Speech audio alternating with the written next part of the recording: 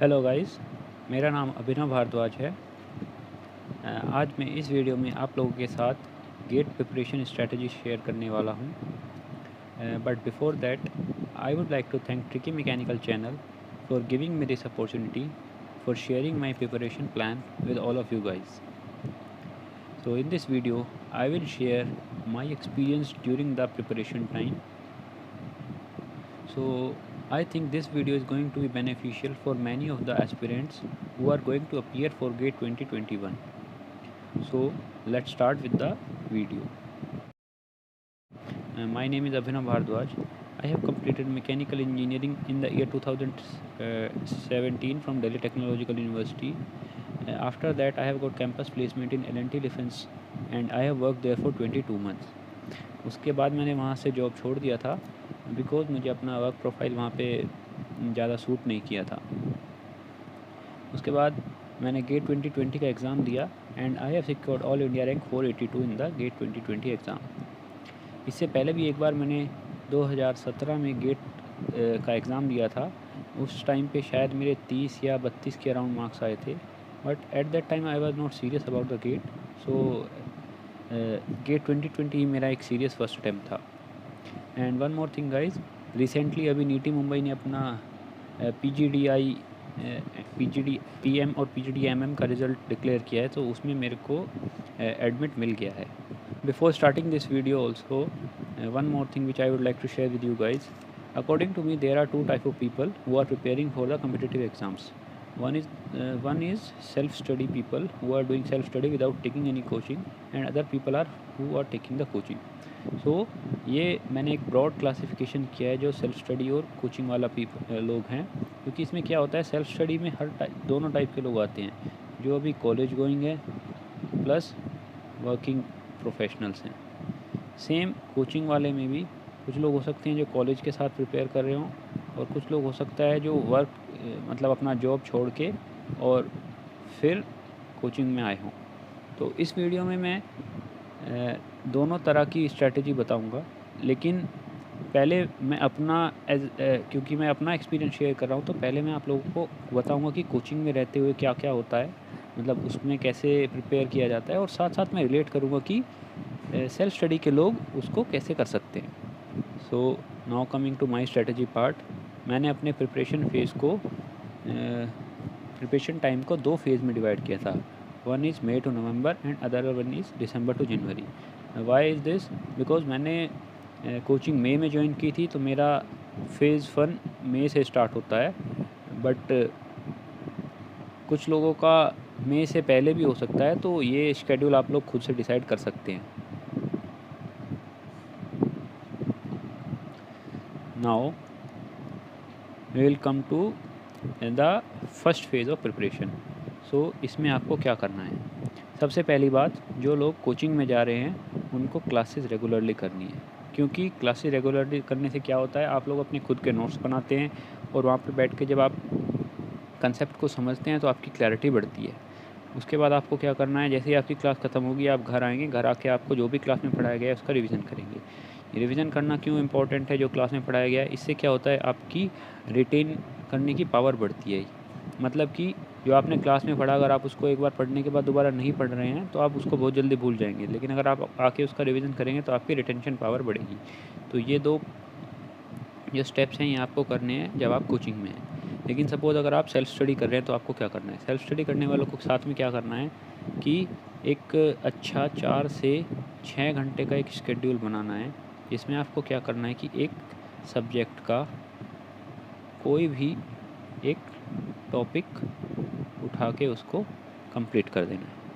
जैसे कि कुछ बच्चे को थर्मोडायनामिक्स पहले अच्छा लगता है तो थर्मोडायनामिक्स उठा के स्टार्ट कर सकते हैं, तो सिमिलरली आप कोई भी एक सब्जेक्ट कर सकते हैं। इससे क्या होगा, जैसे कोचिंग में एक बच्चों का शेड्यूल बना रहता है, इस तरह आप सेल्फ स्टडी का खुद का एक शेड्यूल बना लेंगे और वो आपके लिए बहुत ही बेनिफिशियल होगा। Second step is solving the question. Guys this step is very very important, because बहुत जितने क्वेश्चन आप ज़्यादा सॉल्व करेंगे उससे ही आपके कंसेप्ट क्लियर होते जाएंगे। तो ये एक बहुत ही मस्ट स्टेप है जो आपको करना है, और इसमें जो भी मैं चीज़ें यहाँ पे बता रहा हूँ वो एकदम बेयर मिनिमम है, उससे कम तो आपको करना ही नहीं है। फर्स्ट थिंग आपको करनी है workbook solve, second GATE previous year question and third is ESC previous year question. अब वर्कबुक से यहाँ पे क्या मतलब है, जैसे वर्कबुक का मतलब है, मैं मेडिजी में था तो एक मेडिजी एक वर्कबुक प्रोवाइड करती है जिसमें बहुत हर टॉपिक के क्वेश्चंस होते हैं। मैं इसको क्यों सजेस्ट कर रहा हूँ, क्योंकि वो एक बहुत ही क्रिस्प सी बुक होती है जिसमें बहुत ही वैरायटी के क्वेश्चन होते हैं। और वैरायटी के क्वेश्चन करने से आपका क्या फ़ायदा होता है कि आपकी कंसेप्ट बिल्डिंग बहुत अच्छी हो जाती है। तो ये मैं सजेस्ट करूँगा कि सेल्फ स्टडी वाले भी ये वर्कबुक ले लें, ताकि उनको बहुत ज़्यादा मटेरियल से क्वेश्चन ना करने पड़े, क्योंकि आप जानते हैं कि बुक्स में बहुत सारे क्वेश्चंस दिए होते हैं तो उससे हमें बहुत टाइम लगता है। Second is gate previous year question. भाई गेट प्रीवियस ईयर क्वेश्चन तो मस्ट है, क्योंकि यही वो एक्चुअल क्वेश्चन है जो हमें बताएंगे कि गेट में किस लेवल के क्वेश्चन पूछे जाते हैं। तो इनको सॉल्व करना तो कभी नहीं भूलना है, ये बहुत इंपॉर्टेंट है। अब थर्ड है ESC previous year question. ESC previous year question करने से क्या होता है कि आपके थियोरेटिकल कंसेप्ट बिल्डिंग होती है। तो थियोरेटिकल कंसेप्ट बिल्डिंग बहुत ज़रूरी है। तो अगर आप ईएससी के प्रीवियस ईयर क्वेश्चन में एक प्रॉब्लम है कि इसमें जो प्रीवियस ईयर क्वेश्चन बुक है उसमें बहुत सारे पिछले 20-30 सालों के दिए हुए हैं। तो अगर आप सारे नहीं कर पाएँ तो एटलीस्ट 10 सालों के तो क्वेश्चन आपको करने ही हैं। तो ये सारी चीज़ें आपको करनी है सारे सब्जेक्ट्स के लिए। तो यहाँ पे हमने क्या देखा कि सेल्फ स्टडी और कोचिंग जाने वालों में क्या डिफरेंस है, केवल स्टेप 1 का। यहाँ पे कोचिंग वालों को कोचिंग में पढ़ना है और सेल्फ स्टडी वालों को खुद बुक से पढ़ना है, या तो एनपीटीईएल के लेक्चर से पढ़ना है या किसी भी ऑनलाइन सोर्स से पढ़ना है, जो भी आपको सूट करे। अब हम आते हैं सेकेंड फेज़ में। सेकेंड फेज़ है हमारा, स्टार्ट होगा नवंबर में। कुछ लोग जो जल्दी अपनी सिलेबस कंप्लीट कर लेंगे या जिन्होंने जल्दी कोचिंग ली है वो लोगों का ये फेज़ अक्टूबर में भी स्टार्ट हो सकता है। तो या तो नवंबर या तो अक्टूबर, जितना जल्दी आप कर लेंगे आपका उससे आपका ही फ़ायदा होगा। तो इसमें आपको क्या करना है, मैंने सेकंड फेज़ को दो उसमें डिवाइड किया है। First is revision 1 and other is revision 2। तो पहले हम देखते हैं रिवीजन 1 क्या है। रिवीजन 1 में आपको क्या है, आपको अपने सारे नोट्स रिवाइज़ करने हैं।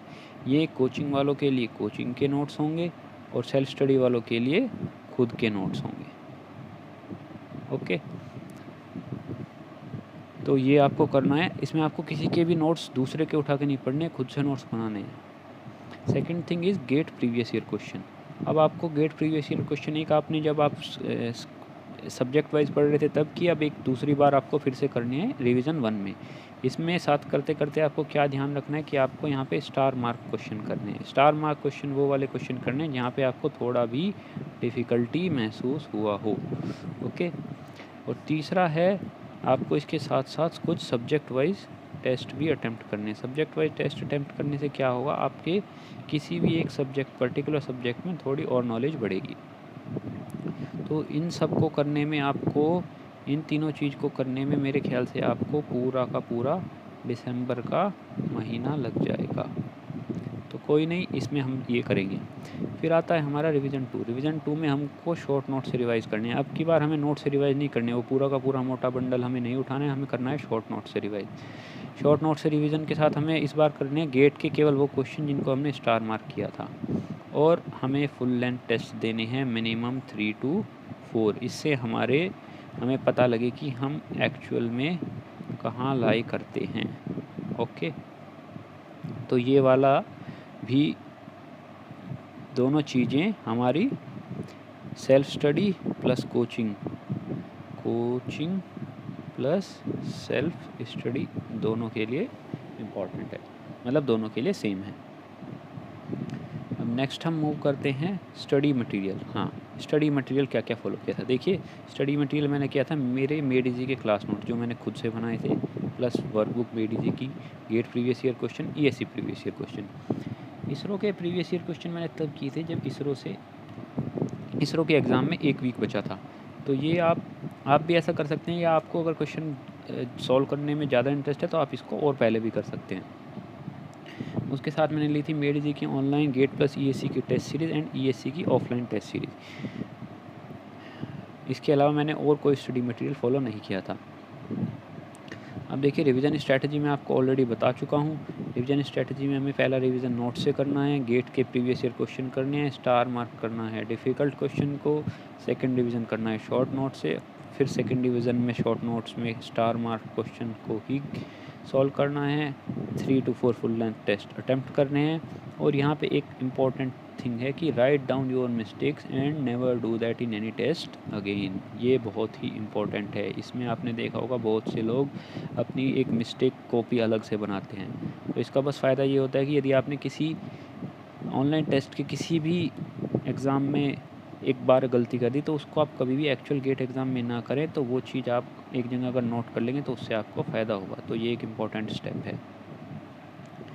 नेक्स्ट है how many hours of study required. देखिए ये सब के लिए डिफरेंट हो सकता है, बट हाँ मैं बताता हूँ, जब आप कोचिंग में रहते हैं और जब आपकी कोचिंग कंप्लीट हो जाती है तो अलग अलग आपको कितने डेडिकेटेड आवर्स देने हैं पढ़ने के लिए।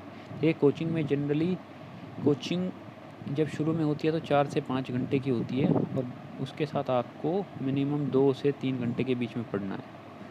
लेकिन जब आपकी कोचिंग कंप्लीट हो जाती है और घर पे आके आप अपना रिवीजन स्टार्ट कर देते हैं तो इसमें आपको कुल मिला के 6 से 7 घंटे पढ़ना है। इतना सफिशिएंट है, इससे ज़्यादा आपको कोई वहाँ पे 30 मार्क का नहीं बनना है। This is more than enough I would say. लेकिन जो लोग शुरुआत से ही सेल्फ स्टडी कर रहे हैं उनके लिए क्या है कि भाई उनको तो शुरू से 6 से 8 घंटे की इफ़ेक्टिव स्टडी करनी है। इफ़ेक्टिव का मतलब आप समझते हैं ना, इतना टाइम आपको आउटपुट देना है। ऐसा नहीं है कि हम सुबह से लेके बैठे शाम तक लेकिन बीच में हम गुपचुप कर गए, तो वो हमें नहीं करना है। हाँ, अब ये एक बहुत ही इम्पोर्टेंट चीज़ मैं आपको बता रहा हूँ। What are the problems face during my preparation. देखिए सब लोग अलग अलग टाइप की प्रिपरेशन अलग अलग टाइप की प्रॉब्लम फेस करते हैं। तो मैं यहाँ पे कुछ चीज़ें नोट की हैं जो मैंने फेस की थी। देखिए कभी कभी होता है कि आपके कंसेप्ट क्लियर नहीं होते जब आप क्लास में पढ़ रहे होते हैं या बुक से पढ़ रहे होते हैं। तो इसके लिए मैंने जो मेथड अपनाया था कि मैं ऑनलाइन लेक्चर्स देखता था यूट्यूब पे किसी भी पर्टिकुलर टॉपिक के जो मुझे समझ नहीं आता था। तो इससे मेरे सारे डाउट सॉल्व हो जाते थे। जितना मतलब लेवल ज़रूरी था उतना हो जाता था। कभी कभी ऐसा भी होता था कि मैं डिमोटिवेट फील करता था तो उस टाइम पे मैं या तो कोई मूवी या तो कोई वेब सीरीज़ देखता था, क्योंकि वो मेरी हॉबी है। तो अगर आप कभी भी डिमोटिवेट फील करते हैं तो आप ऐसा कुछ काम कीजिए जो आपकी हॉबी है, जिसे करने से आपको अच्छा लगे। तो और ये ऐसा नहीं है कि आपको लगातार बस करते जाना है, कुछ देर करने के बाद फिर से अपना वापस स्टडी पे आ जाना है। थर्ड थिंग, ये एक बहुत ही इम्पॉर्टेंट स्टेप है, not giving test series properly because of not getting good rank. ये मैं श्योर हूँ कि 90% पीपल को ये प्रॉब्लम आती है और इस वजह से वो टेस्ट नहीं देते। लेकिन इसमें क्या है कि आपको अगर रैंक अच्छी नहीं आ रही है तो भी आपको टेस्ट ज़रूर देना है। इसमें क्या होगा कि हमारी रैंक हमें क्यों अच्छी नहीं आती या हमें ऐसा क्यों लगता है, क्योंकि भाई उसमें इतने लोग होते हैं ना जो 2-3 साल से प्रिपेयर कर रहे होते हैं, वो टेस्ट देते हैं और उनके कंसेप्ट इतने क्लियर हो चुके होते हैं कि उनको अब कोई भी तुम टफ लेवल का क्वेश्चन देते हो वो भी कर देते हैं। और कुछ टेस्ट सीरीज़ में क्वेश्चन ऐसे गिवन होते हैं टीचर्स के द्वारा जो कि हमारे गेट के लेवल से बहुत ऊँचे होते हैं। तो इसमें घबराने वाली कोई बात नहीं है। जो आप इस टेस्ट सीरीज़ में क्वेश्चन नहीं कर पा रहे हैं उनको देखिए कि कैसे कर सकते हैं, और अगर कोई गलती की है तो वो गलती क्या है, ये चीज़ें नोट डाउन करके आप टेस्ट को बंद कर दीजिए। वही हमारा इम्पोर्टेंट चीज़ है।